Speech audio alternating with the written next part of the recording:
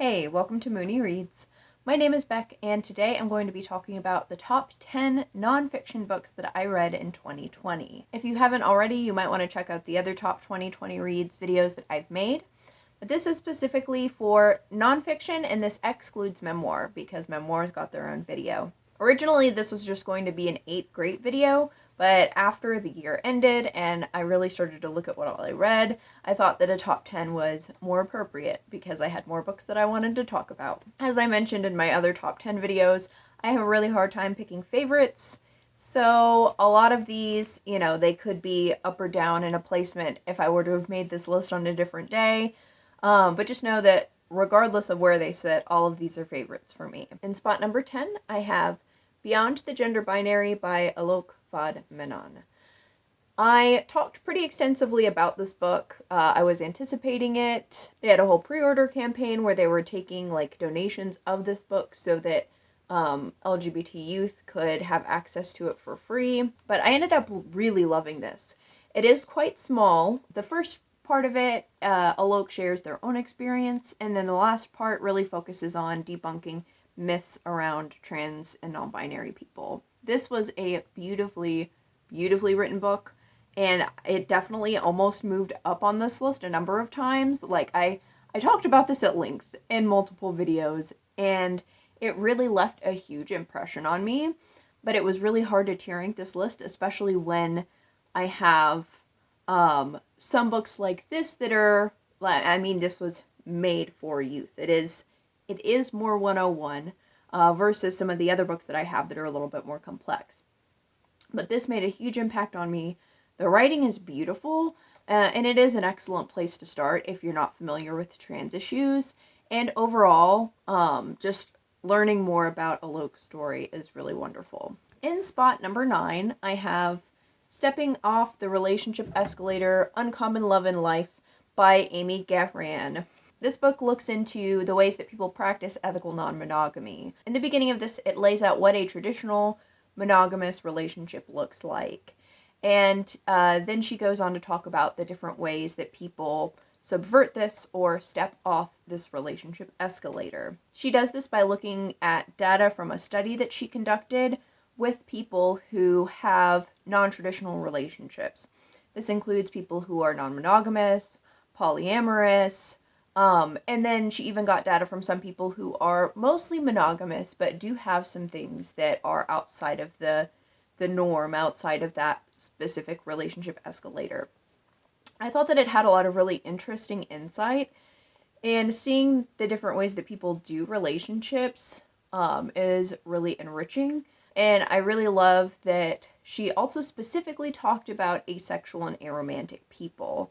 There were a number of people who took her study that were asexual and aromantic, so there was a fair amount to talk about from those respondents. So overall, this was really interesting, and I think could be enriching, definitely if you're non-monogamous, but even if you are monogamous, I think that it can be important to be able to step out from kind of the amatonormative mindset that we're all socialized into. In spot number 8, I have The Complete Enneagram, 27 Paths to Greater Self-Knowledge by Beatrice Chestnut. I read 3 different Enneagram books this year, and I picked this one in particular because it is very detailed. She goes definitely more into the past, and actually looking at where the Enneagram comes from. And she also breaks down each Enneagram type into 3 other categories. And I found this to be super helpful. I've mentioned the Enneagram here and there before on this channel. Any personality framework is going to be kind of subjective. It might not work for everyone, but I have found this one to be super helpful personally. I've taken other personality tests, and it's been fun because I like to be told what I'm like. I like to feel like I'm being seen, regardless. But this one has actually given me tools for self-reflection. Definitely helped that I had a therapist that used it. But I thought that Beatrice Chestnut's book really looked into it super detailed. Though I do want to say that I would not start with Beatrice Chestnut's book just because it is super detailed. So if you haven't really seen a ton about the Enneagram or you want a starting point, I would recommend The Wisdom of the Enneagram by Richard Russo and Russ Hudson. This one does have a lot of information, but the way that it's organized is easy, and it also comes with like a test in it and stuff. So if you're looking to start on the Enneagram, go with the Don Richard Russo and Russ Hudson book.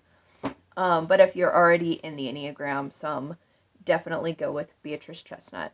In spot number 7, I have an essay collection by Susan Sontag, which includes illnesses, metaphor, and AIDS and its metaphors.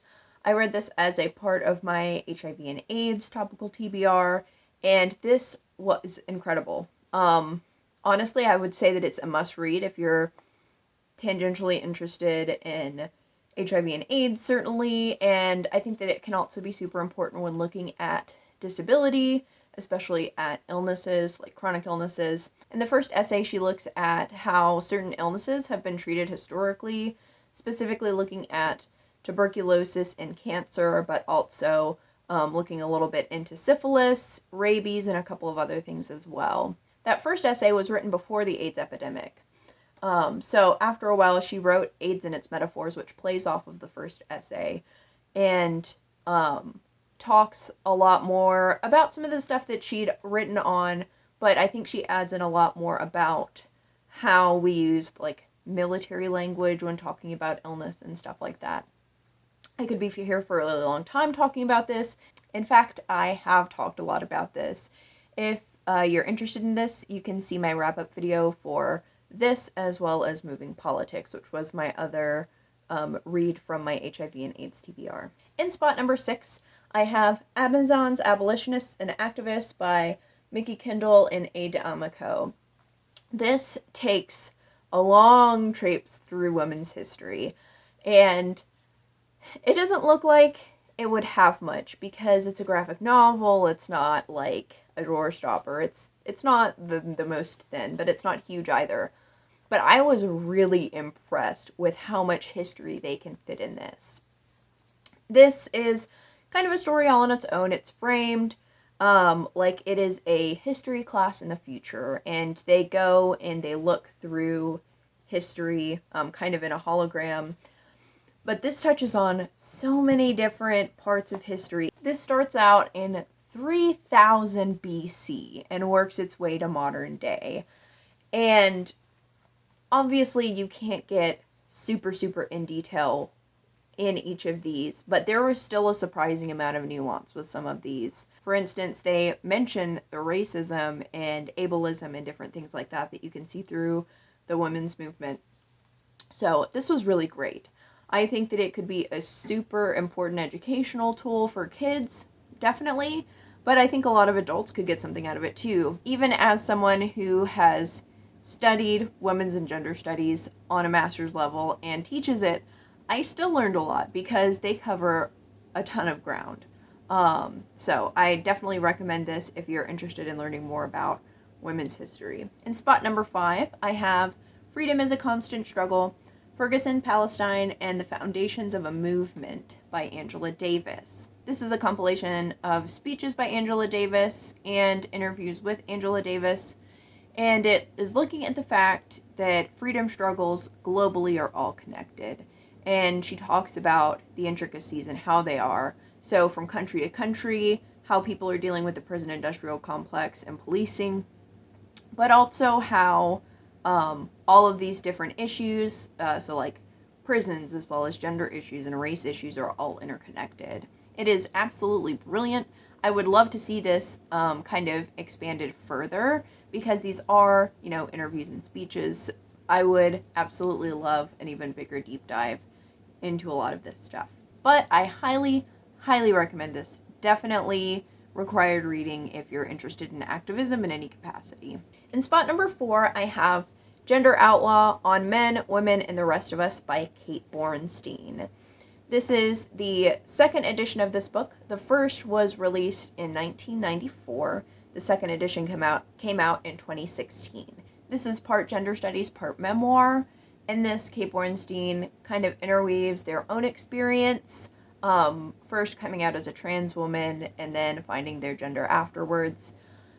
And also talking about society and gender, so how people can experience gender, how society treats people of various genders and gender expressions. It is super wonderful. There's a reason why this, the original one was seen as a hugely important text in gender studies at the time. I'm really glad that they decided to revamp this because it does have a lot of important information.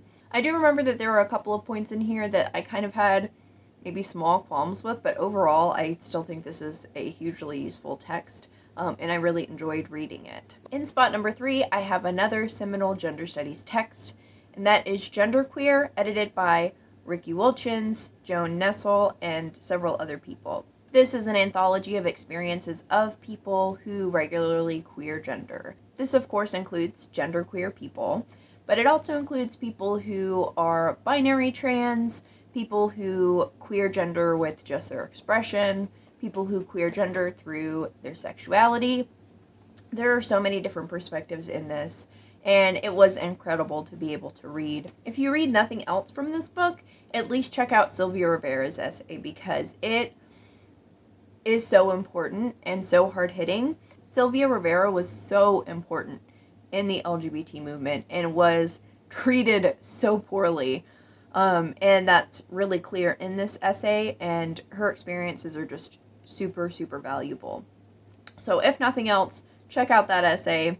And if you're only going to check out 2, check out that one and the very last essay written by Riki Wilchins. I think that last essay just wraps all of this up perfectly, and unfortunately also summarizes an issue that is still ongoing in regards to gatekeeping identities. So, needless to say, there's so much great stuff in there. I definitely recommend checking out the wrap-up that I talk about this in, because there are a fair number of trigger warnings to be aware of when going in. But this was really incredible. I read it as an arc, actually, because they just kind of put it back out again. It was originally published in, I think, 2002. But I'm looking forward to getting a paper copy too, because I need this on my bookshelf. The next book that I'm going to be talking about is also in spot 3. We had a tie, mostly because for some reason I didn't think about this book when filming this the first time, and I couldn't not talk about this book because it's excellent. So this is a top 11, not a top 10, so you're welcome. The second book that I have for third place is Race Matters by Cornel West. This was published in 1993, but it has an additional introduction from, I think, 2001. Even though this book is as old as I am, it has so much stuff that is still incredibly relevant. This is a fundamental critical race theory text, and what Cornel West does, basically, is that he breaks down the conservative perspective on race and the liberal perspective on race. He talks about each of them at length and talks about where they're missing. And he points out this need for what we now call critical race theory. You'd think that something that was nearly 3 decades old wouldn't be quite so on the nose in so many instances, but it definitely is. I would actually be super interested in seeing an even more updated chapter, especially since Obama was president and then Trump was president. So there's definitely a lot to unpack. And it would be really interesting to hear his take on that. It looks like the last thing that he published was in 2014. So there may be some of him talking about the Obama era. I haven't looked really closely thus far. But regardless, it would be really interesting to see this updated. But even without that update, it is very clearly relevant to everything that's going on right now, and is really important if you're interested in race in the United States or anti-racism in any capacity. In spot number 2, I have Moving Politics, Emotion and ACT UP's Fight Against AIDS by Deborah Gould. This was the only super hefty academic text that I got into this year, which is a little bit disappointing, but a lot happened, and I also read a lot of other things, so I can't be too mad at myself. This was incredible. hence why it's number 2 on my list. But this looks really deeply at ACT UP, which was one of the prominent direct action organizations around the time of the AIDS epidemic. They started in 1987. And this looks at the HIV and AIDS movement, how ACT UP was able to come into being in the first place, and then why they fizzled out when they did. I do think that there's at least one branch of ACT UP active. There are probably more, but there was definitely a sharp decline in the mid to late 90s. And they talk a lot about why. Specifically, she looks at emotion as a driving factor in a lot of this. And that was just incredible. I did talk about this book in my wrap-up of this and Susan Sontag's work. And I don't even think that I did it justice because she just goes into so much. I definitely would only recommend this for people who are used to reading more heavy academic texts. There are parts of this that could be kind of harder to get through or a little bit dense. I do think that there is still a lot to get out of it, even if you aren't used to people talking about like the frameworks and all of that, because when she does go through like the data that she looks at, looking at old speeches and old newspapers, I think that that is really accessible. But this was just a really amazing book. I am so glad that I read this. I think that it's going to add a lot to my understanding of gay history, and definitely as I'm looking at the HIV and AIDS epidemic. And that brings us to number 1, my favorite nonfiction book that I read this year. And that is going to be Transliberation by Leslie Feinberg. This is a collection of essays and speeches, mostly by Leslie Feinberg, but there are a few here and there that are from other trans and non-binary people. Sylvia Rivera is actually in this collection as well. Z talks about so much throughout this. I think the biggest theme that I got out of this is the importance of solidarity. Solidarity within the trans community, solidarity within the LGBT community, and solidarity between communities. It is absolutely incredible. I'm almost afraid to say too much more because I rambled on forever about this already. I've got a video where I talk about this book as well as Beyond the Gender Binary a few months back. This book was released in 1998, so obviously the language isn't going to be up to date, but so much of what Z says is just so incredibly important and really needs to be centered when looking at LGBT activism and really any sort of activism, to be honest. Like I said, this focuses largely on solidarity. Z talks about the importance of kind of LGBT people coming together as a community. Z talks about racial justice and how people of color have been essential to the LGBT community. And Z also talks a fair amount about disability. Z specifically lists the deaf and blind communities and also talks about her own experiences with medical problems as a trans person. Leslie Feinberg actually had Lyme disease, which I think was connected to kind of the hospital story that Z shares in here. But this is just an incredible work. I think that what this tells me, as well as what GenderQueer and Gender Outlaw tell me, is that I definitely should be getting into older queer texts because there is so much to get out of them. So that is my top 10 nonfiction from 2020. Let me know in the comments if you've read any of these and what you thought about them. And if you have any recommendations based off of the books that I talked about, definitely let me know about those as well. Thank you all so much for watching. Bye.